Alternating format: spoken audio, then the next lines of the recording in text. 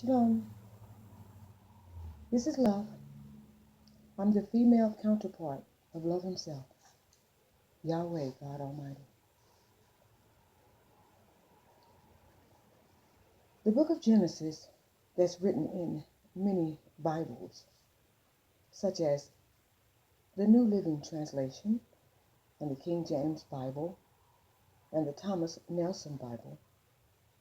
Well, James and Thomas and all the other Tom, Dick, and Harrys who copied and infringed off of God Yahweh's original Holy Scriptures, the Torah, which is also being called the Tanakh, Hebrew Bible.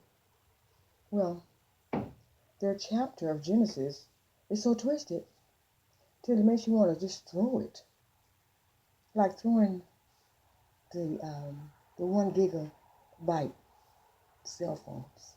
Laugh out loud. Their stories are contradictory and repetitious, verses that are repeated again and again. The infringers who stole the New Testament and added Matthew, Mark, Luke, and John, all those 4 men, they could have just got together and wrote just one book, since all 4 books repeat after each other practically. It's so annoying. Yet each man had a different version of what they saw. Yet they claim to have all been there. And if that was true, well, then each story would read the same. So since well, how can I put this?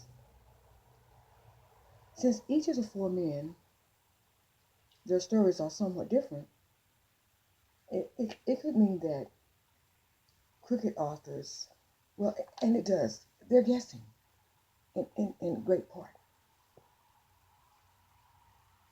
So anyway, Bible authors, the ones that rewrote God, Yahweh's book of Genesis, they added make-believe parts.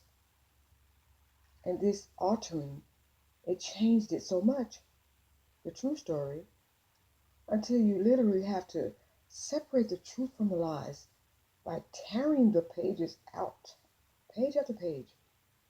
Tear away the lies, away from the truth.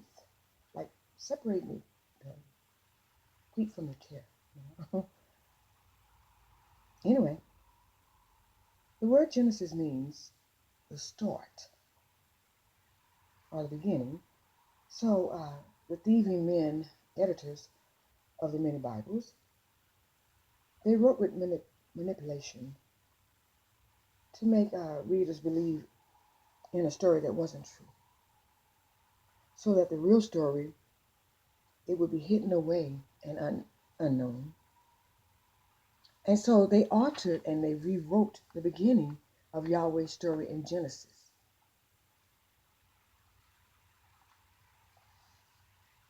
To read it as though it were back in ancient history. The true story in Genesis by Yahweh, it's not ancient. It's not ancient history. It's nowadays, these days. It may sound unbelievable, but it's true. God, Yahweh, wrote his Torah about 400 years ago. And most of the stories was him telling of the future back then. His stories was him prophesying. So since, therefore, he sat and wrote during the 1600s, America's calculation, the 1600s, when he began his work and working on his book, the Torah. Well, the 1600s was the starting point. So every day ahead led up to this day, these days, and so forth. So the stories within the past 400 years was recent activities. So the Torah is approximately 400 years old. And so the liar's Bible is taken from God's Torah. Also, is only 400 years old, those Bibles. Anyway, God wrote other books. So don't panic, those of you who believe that the Bible was written back in the beginning of time. And if so, that would make it like quintillion years old. And so, but it's not. So the audacity of me, huh? To say that the Bible is young. It is. Bibles are not holy either. It's the Torah that's holy. Not the foreigners' Torahs, though. Not theirs either. They're doing some guessing also. It's God's Torah, Yahweh, that I speak of. He has the original ones, the true stories. He carries some of them back and forth from his ships.